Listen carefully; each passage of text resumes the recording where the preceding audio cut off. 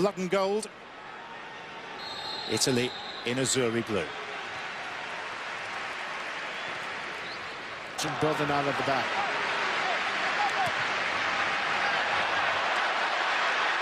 Here's Candreva, looking for Pella.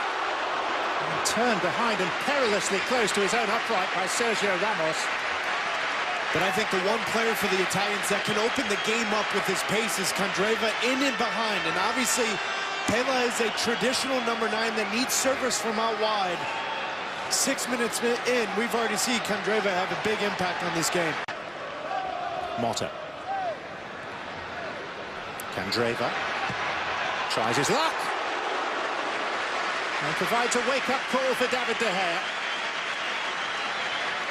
It's been a good opening 15 minutes from the Italians. They've been very good at getting into transition and getting the ball forward, bypassing the midfield line, and getting Candreva and Pella and Giaccherini going forward. Candreva, 16 minutes in, has been the most dangerous player for the Italians. Florenzi of Roma will take this. Candreva. The tournament, Italy unbeaten in their last 50 qualification matches. Well, it's not often that Del Bosque misses his step.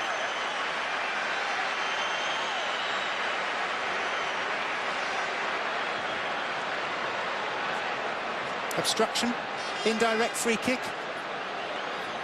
More so, I'm not sure Del Bosque played the tempo of the game. I think Del Bosque's going to go into halftime saying the first 30 minutes, we need Thiago on the ball more. Rescued by Pella, or was it? Just drifted out of play before the Southampton man got to it. Another late developer, we were talking about Aduriz, breaking through at 35. Pella was 30 when he made his international debut.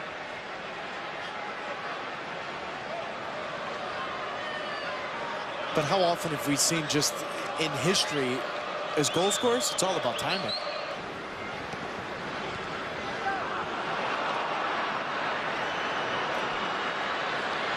Aduriz, Morata. And Aduriz, nearly. Buffon got to the owner, Roman Abramovich, that his team should entertain. Pella. And that's comfortable for De Gea. A sliced effort on goal. While Pella may not be the most prolific goal scorer up front, John, he is extremely dangerous with just his ability to hold it off, lay it off, and play off of him as a target. 40 minutes that I've seen today, and quite frankly, his last 3 or 4 weeks with Southampton was his hold-up play. Here is Pella. And for any striker in the world, no matter where... Dennis Aitekin, the German referee, gets this second period underway. And we hope... Bonucci follows him. Is Bonucci the replacement to John Terry at Chelsea? I don't think it's as far-fetched as some people think. Giaccherini. Insigne! That's more like it. And we've seen Spain throughout the last 2 or 3 years be vulnerable. The corner and the header by Bonucci, who rose well, but couldn't get the control on his effort that he needed. But the Italians, John, in the early parts of this second half have found their space on the counter. They've also been extremely dangerous traditionally on set pieces. This being the first one they've shown any kind of danger tonight, but I go back to that counter attack. Giaccherini. How good is that? Insigne. They're looking more the part now. Florenzi. They're playing getting forward, and how often have you seen in friendlies, you make 2 or 3 substitutions and the tempo dies down? It's been the exact opposite for the Italians.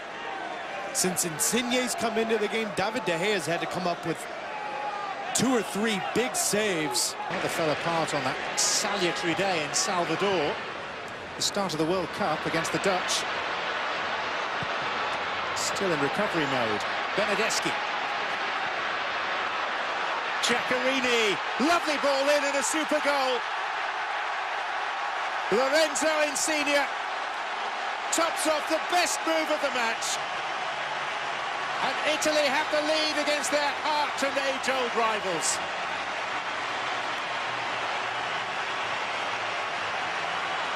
The three substitutes for the Italians and Conte have been very impactful in this game, particularly going forward.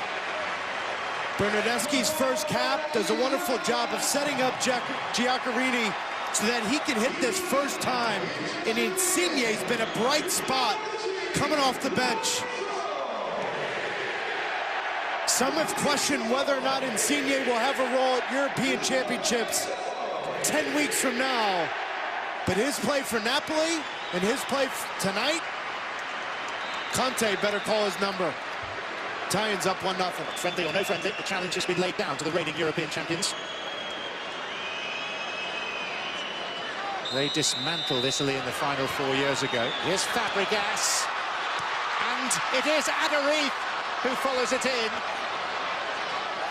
And the 35-year-old accepts the congratulations of his teammates at scoring his first international goal. The lead for Italy lasted 2 minutes. And not often do you see the Italians struggle on set piece. Buffon makes the save, but then it's tracking the runners. And Aduriz over the last 2 seasons in La Liga, in all competitions, at the age of 35, 55+ goals. This is why he's been given the opportunity for his second cap. First one since 2010. Buffon should have done better, but Aduriz in limited opportunities tonight. Insigne, a player of extravagant talent, but of inconsistency too. Insigne wide of a goal that was guarded fairly calmly by David De Gea.